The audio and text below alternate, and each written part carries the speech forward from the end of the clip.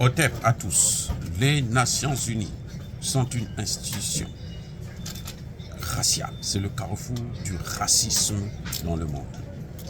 Le racisme en particulier contre les Noirs.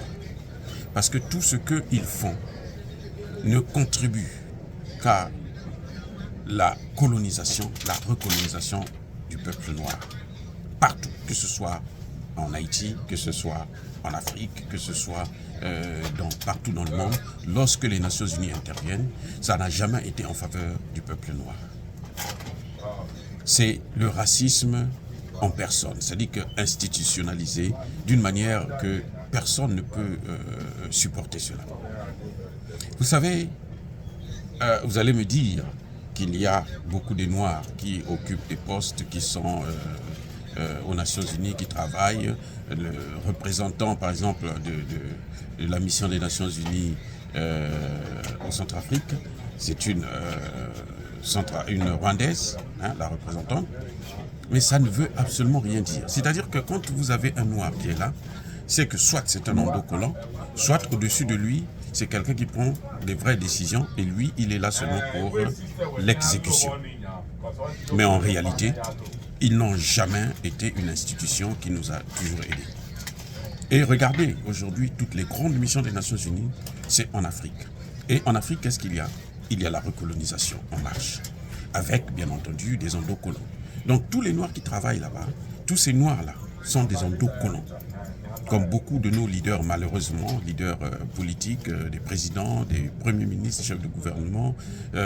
Regardez par exemple l'attitude du président de la Commission de l'Union africaine. Un endocollant qu'on utilise comme un chiffon paillassant. Dit que c'est des Nations Unies, vous n'avez pas. Il n'y a pas d'avenir avec les Nations Unies. De toutes les façons, les Noirs devraient savoir que c'est une institution qui a été créée quand aucun État africain n'était indépendant.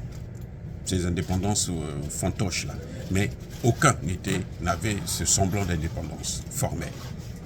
Donc, ça n'a pas été construit, ça n'a pas été créé pour nous, ça a été créé contre nous. Et c'est à nous de prendre nos responsabilités, c'est à nous de prendre nos dispositions. Et il ne faut pas s'y attendre, s'attendre quoi que ce soit de la part des Nations Unies. Regardez au Mali, ils sont là depuis plus de 9 ans. Le Mali a été occupé par les forces Barkhane et avec leurs alliés terroristes. Le Centrafrique, c'est pareil. Le Congo démocratique, plus de 22 ans. Il n'y a rien qui se fait. Ce n'est que la division, la balkanisation des pays. Donc les Nations Unies sont une institution, c'est un torchon, comme disait De Gaulle. C'est un chiffon que je pense qui devrait disparaître. Et que les Africains sérieux ne devraient même pas penser régler leurs problèmes aux Nations Unies. Vous voyez le Mali qui a porté plainte contre la France aux Nations Unies, on ne veut même pas lui laisser l'occasion, cette opportunité de présenter les preuves qu'elle a. On dit tout simplement qu'elle n'a pas de preuves comme s'ils ils savaient que ce qui se passait, c'est qu'il y avait dans la mallette diplomatique du gouvernement malien. C'est incroyable, incroyable mais vrai, et que vous puissiez prendre conscience. Mais dire cela, c'est inciter à la haine ou à la violence, non.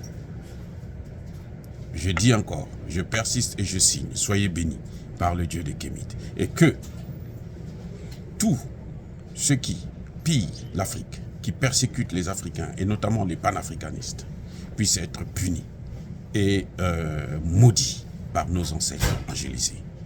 Qu'il en soit ainsi, je dis, je parle.